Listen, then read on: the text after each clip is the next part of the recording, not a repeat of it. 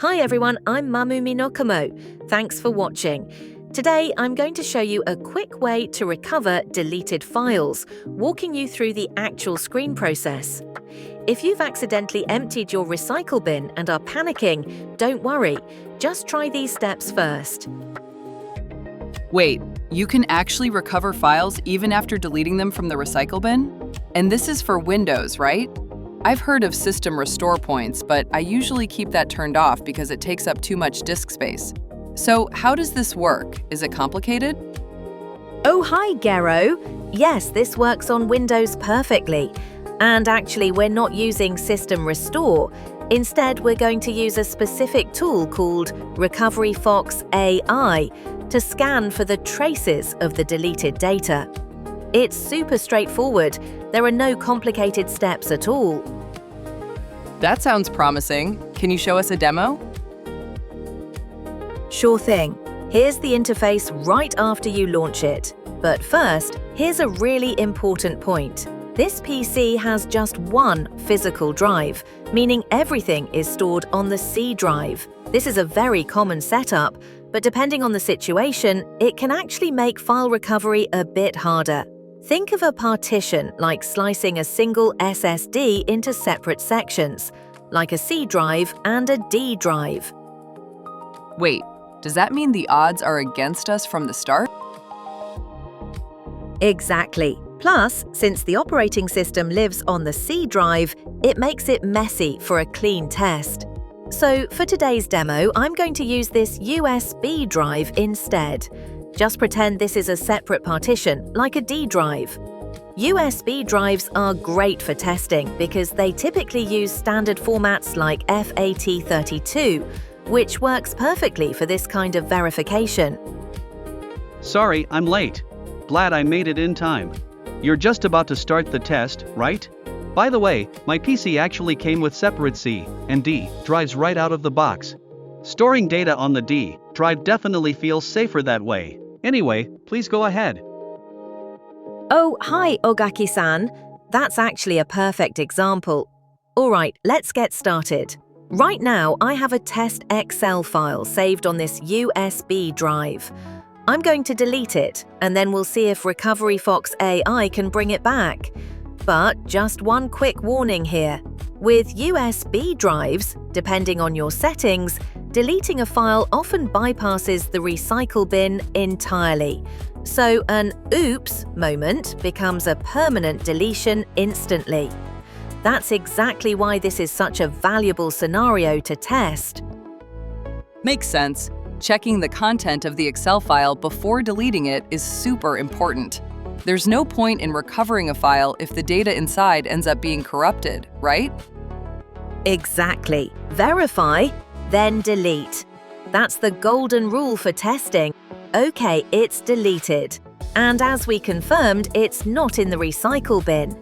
Now, let's see if the software can get it back. Since we deleted it from the USB drive, I'm going to select that drive here. It automatically kicks off a quick scan. This mode does a fast sweep, focusing mainly on recently deleted files. Oh, look! It seems to have found something already. Great. Now, on the other hand, the AI scan digs much deeper, which means it usually takes a lot longer. It also tends to pull up a ton of old data you deleted ages ago, so the list of results can get pretty cluttered. So for now, let's stick to checking what the quick scan found. We'll cover the AI scan later in the video, so I've stopped it halfway through. Ah, I get it. So check the quick scan results first. Whoa, I see something that looks like our Excel file. Now, here is a critical point. When you recover files, the golden rule is never save them back to the same drive. You risk overwriting the very data you're trying to save. Since the original file was on the USB drive, I'm going to save the recovered file to a folder on the C drive instead. Wait, wouldn't just saving it to a different folder on the USB drive work? It's not that you can't do it, but it's much riskier. Remember, the recovery process involves writing data to the disk. If you save it back to the same USB drive, that new data might accidentally overwrite the very traces of the deleted files you're trying to rescue. Ah, I see. So the rule of thumb is, always recover to a separate drive to be safe. Good to know. I learned something new today. Wow, look at that! The deleted Excel file is actually back, and it looks like even the formulas are still intact. Right, but to demonstrate the reliability even more clearly, let's try recovering an image file next. That makes sense. With Excel, it can sometimes be tricky to verify the data at a glance. An image seems like a great test case. Please go ahead. Roger that. We'll follow the same workflow as before. Save an image to the USB, delete it, and then run Recovery Fox AI. However, this time I'm going to step up the verification game. Before deleting it, I'm going to record the file's hash value. Simply put, a hash is like a digital fingerprint calculated from the file's actual contents. If this number matches exactly after recovery, we can be 100% sure the file is identical down to the last bit. I feel like I've seen those numbers when downloading files before. So basically, if they match, can we call that a total victory? Yep, for the scope of this test, that's exactly right. No need to get bogged down in the technical details, we just want to see if the numbers match. We saw the hash value earlier, that long string of text. So let's go through the same routine, delete, and then recover. I've also confirmed the recycle bin is empty, just to be sure. Now let's scan with Recovery Fox AI. Since the steps are the same as before, I'll fast forward through this part. And remember, save to a separate drive. That's key.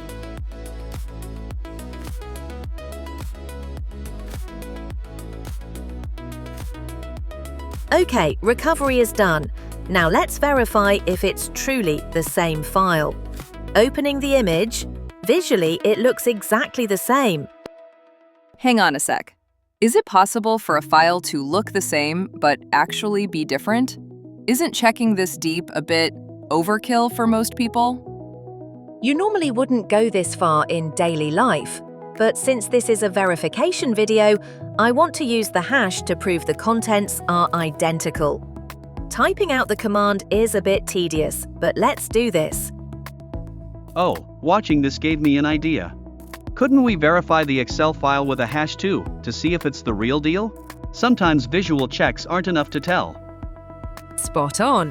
Hash verification works for anything. Excel, PDFs, videos, you name it.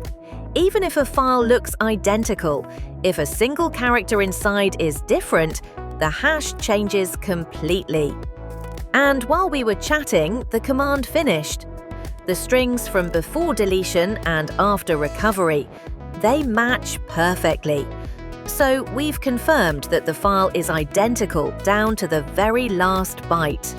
Now let me do just one last test using the quick scan. This time we'll use an audio file. Specifically, I want to see what happens if the file name contains symbols. Before deleting it, let's check the specs. We can verify audio without a hash too. Does it play? What's the duration? And what's the format? I'll note these 3 things down.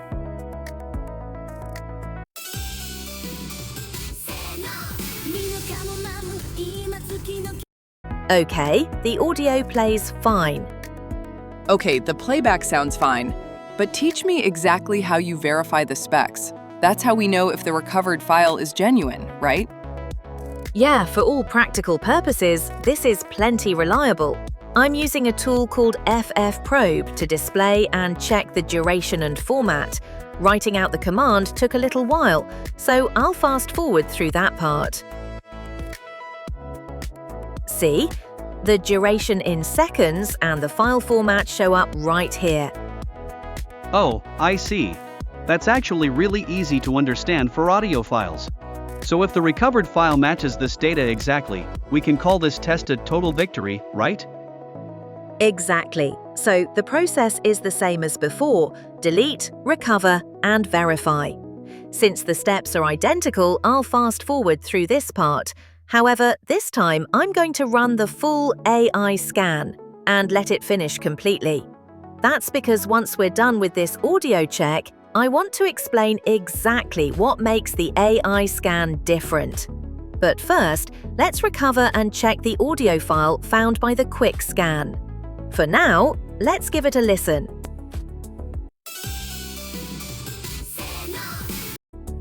Sounds about the same to me. So, time to double check with that tool from earlier, right? Right, we'll verify via playback, duration, and format. From here on, I'll use the command line just like before. I need to specify the recovery folder and file name, so I'll speed up the typing part. Alright, the command is ready. Comparing the two, the duration and format are identical, so it looks like the recovered audio is perfect too. Phew, great work with all the verifications so far. So, we're finally going to see the AI scan in action? Yep, this is the main event. The AI scan searches much deeper than the quick scan. It takes longer, but it often finds way more recovery candidates. So from here, let's also look at how to sift through all these extra results to find the exact file we want. All right, AI scan time. But wait, the USB drive is supposed to be empty right now, yet it's finding a ton of stuff. You know what? I'm not going to dig too deep into the mechanics of how that works. Let's try opening the recovered Excel file.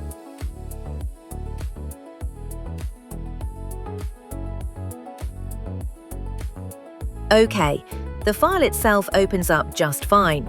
However, there's one thing. This sheet uses functions linked to external software, not just standard Excel features. So the behavior might look a bit off in this environment, but that's not a recovery failure. It's just a missing dependency. If the linked software were running, it would work normally. There was so much data found. I really liked how the results were grouped by file type. Could you show us one more example? Sure thing. Let's try recovering some zip files next. The AI scan is often good at digging up these compressed archives. I see a few listed here, so let's run the recovery. Zips usually hold a bunch of files inside, so being able to recover those is a huge lifesaver. Haha, you guessed it. If a zip is packed with files, you can rescue them all in one shot. All right, recovery complete. Let's check. Nice, the contents are clearly visible. Finally, here's a summary of today's video. The quick scan is great for snapping up recently deleted files fast. The AI scan takes longer, but it digs deeper, giving you more candidates and a higher chance of success. The key with AI scan is filtering. With Recovery Fox AI, you can filter results by file date or file size, so you can pinpoint exactly what you need even among thousands of files. You can also adjust the settings to skip temporary files or smaller subfiles to make the scan lighter. The trick is to switch between modes depending on your situation. That's it for today. See you next time.